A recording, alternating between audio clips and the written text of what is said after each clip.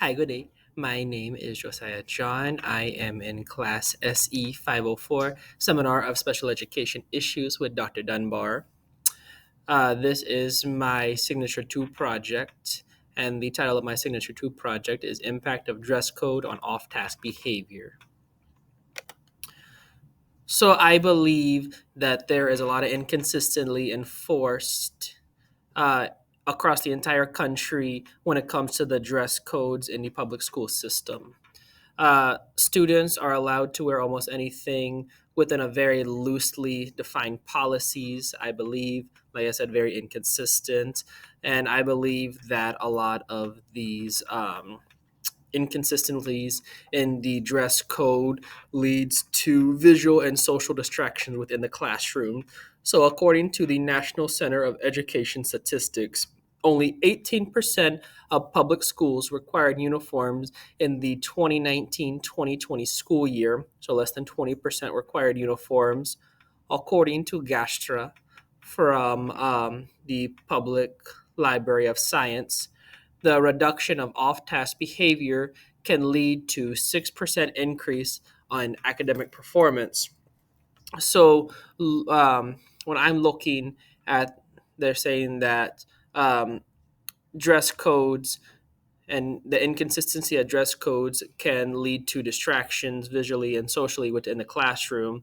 And then off task behaviors, when those are reduced, can increase academic performance. So, my hypothesis is dress codes may reduce distractions and improve focus within the classrooms. I am a high school self contained teacher. So, this project, I was looking at the off task behaviors within the self contained classroom and see if dress code can affect that or improve any of those off task behaviors. So, some literature to support some strong supports of the potential benefits of dress code. Uniform dress code might reduce non academic peer focus and redirect student attention in academic tasks. Um, According to Harris from Quartering Observers, they found that clothing was a distraction, especially in the lower performing classrooms. And then, according to Jones from Research and Middle Level Education, uniforms might reduce embarrassment, competition with shirts, um, and peer pressure. Because if you're all wearing the same stuff, how do you have competition and embarrassment of what you're wearing? And then, according to Wilson from Points of View Reference Center, that argues that schools must maintain um, environments conducive to learning, and strict dress codes can help with that and minimize behavioral disruptions within the classroom because they're all uniformed. Uh, so the action plan overview had 50 participants in the self-contained classrooms from 9th grade to 12th grade. The students were divided into two equal groups. Group 1, G1, wore matching clean shirts each day for 15 days. And then group 2 continued to wear the regular shirts for the entire 30 days. So the total was 30 days. Uh, the first 15 days, there was no interventions. Both group 1 and group 2 all wore whatever they would normally wear to school. And then days 16 through 30, group 1 or G1 began to wear shirts, all the same shirts that we provided to them. And then group 2 remained unchanged. And this happened at Sparkman High School. Um, we made sure to take them. We gave them a shirt at the very beginning of the school day. We put the shirt on them at the beginning of the school day, and then before they left, we would take that shirt and then wash it for the next day. So every day we provided them the same shirt to wear for that group 1. Action plan details. So, like I said, this sampling is 5 self contained classrooms. 3 were assigned to group 1, and then 2 were assigned to group 2. The students were selected based off the classrooms they spend the majority of the day in. between those 5 different classrooms.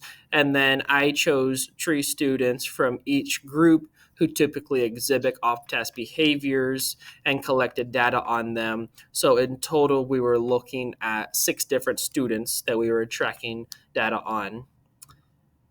The instruments that we use frequency charts, behavior logs, and the Bergantz to track some of their academic skills.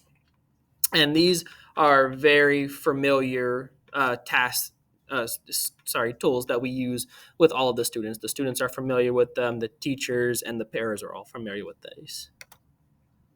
So the validity and the collaboration were both very strong in this study because students are very familiar with all of these devices that we used to track them.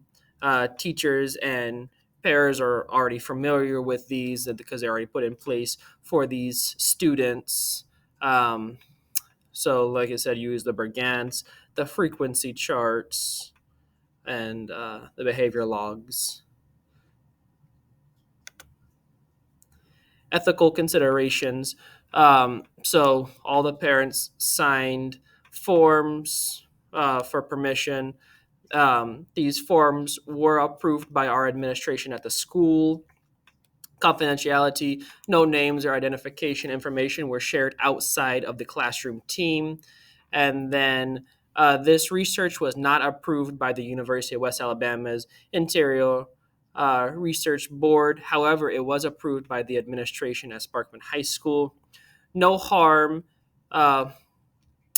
was there with the academic or emotional harm to the students. The only change was that the shirts were worn by the first group. Students followed their normal schedules and routines, and then students also had the right to withdraw or opt out at any point. The results, the outcome, there was no measurable difference in off task behaviors between the group 1 and group 2 during the intervention period. There was a little bit the first day, so day 16, when we put those kids in the shirt.